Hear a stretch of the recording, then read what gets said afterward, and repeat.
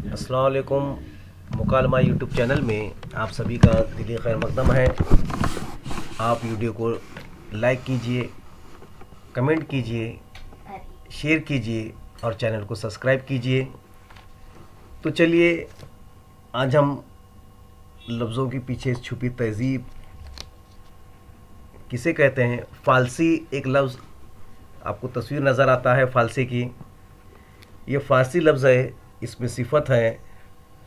आप लोग अक्सर गर्मियों में सुना होगा कि फ़ालसे का शरबत, दास्तानों में, नावलों में अक्सर ये लफ्ज़ फ़ालसा, फ़ालसी। ये एक फल है जो छोटे बेर के बराबर होता है। इसका रंग सुर्खी माइल ऊदा होता है और जायका खट्टा मीठा होता है। ये फल गर्मी के मौसम में आता है। इसका शरबत भी बनता है। इसी के फल के रंग को फ़ालसी कहते हैं।